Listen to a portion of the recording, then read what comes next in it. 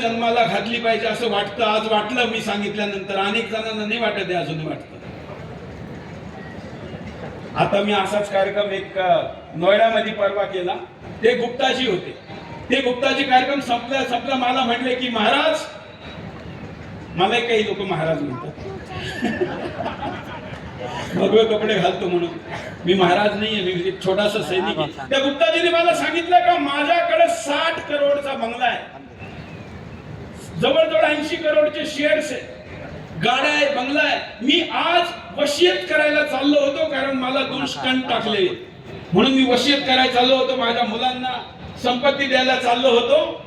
तुमचं भाषण ऐकल्यानंतर मी ठरवलं आता मी घरी जाणार आणि माझ्या सुनेला आणि मुलाला समोर बोलावणार आणि त्यांना सांगणार की तुम्ही अजून 2 मुलं जन्माला घातली तर ही संपत्ती तुम्हाला देणार.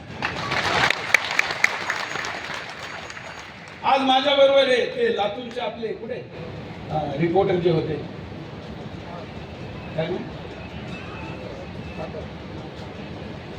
आमचे एक आज एक इथले व्यापारी भेटले. त्यांनी मला भेटायला आले. रोडचं काम करतात. जांभळे आहे की जांभळे कुठे बसले. त्यांना विचारलं किती मुलं आहे, म्हणे 2. म्हणलं काय करता, म्हणे कॉन्ट्रॅक्टचं काम करता. म्हणलं आज मी सभेत तुमचं नाव घेणार आहे, तुम्ही आधी इथं सहमत असाल तरच माझ्याशी फोटो काढा, नाही तर काढू नका. काय करायचं म्हणलं, आता मुलांना सांगायचं का तुमच्याकडनं अजून 2 पाहिजे. त्यांनी घरी फोन केला, त्या मुलाला बोलून घेतलं आणि माझ्या समोर त्याला सांगितलं का बाबा सुरेशजींनी म्हणलं मी सहमत आहे, तू अजून 2 मुलं देणार का. अनेक जणांना वाटत का एवढं दिल्लीहून आलेला माणूस असं काय ह्या विषयावर बोलतो.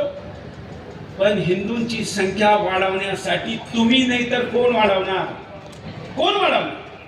आणि सगळ्यात महागाचा रिसोर्स, त्याला रिसोर्स म्हणतात, संसाधन म्हणतात, तो सगळ्यात महागाचा काय आहे, मनुष्य आहे.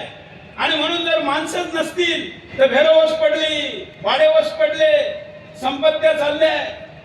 मग हे पांडुरंगाला मानणाराच माणूस करू शकतो. आणि म्हणून मी आज दिल्लीवरनं जर कशासाठी आलो तर फक्त तुम्हाला हिंदूंची संख्या वाढवा, त्यांची थांबवा आणि धर्म वाचवा हे फक्त सांगण्यासाठी. आता मी कोणत्याही कार्यक्रमात येतो आणि कार्यक्रमात बोलून जात नाही तर माझा स्वभाव आहे, मी शपथ घ्यायला लावतो, संकल्प घ्यायला लावतो. म्हणून सगळ्यांनी आपल्या जागेवर उभं राहायचं, उजवा हात पुढे करायचा आणि माझ्या बरोबर एक संकल्प घ्यायचा आहे, आपल्या जागेवर उभे राहा.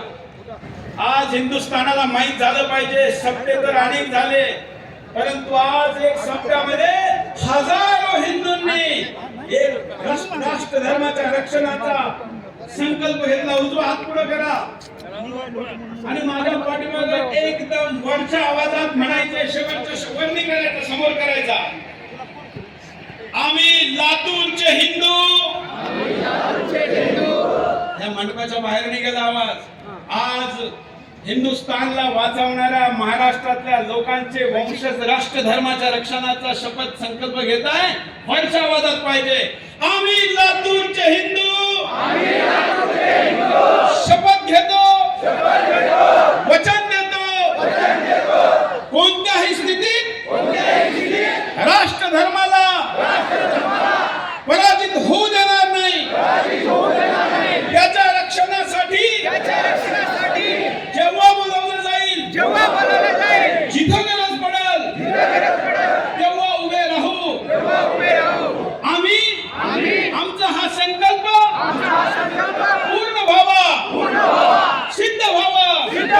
म्हणून आमची कुलदेवता, आमची ग्रामदेवता, आमचे गुरु पांडुरंग, आई तुळजाभवानी, भारत माता यांना प्रार्थना करतो.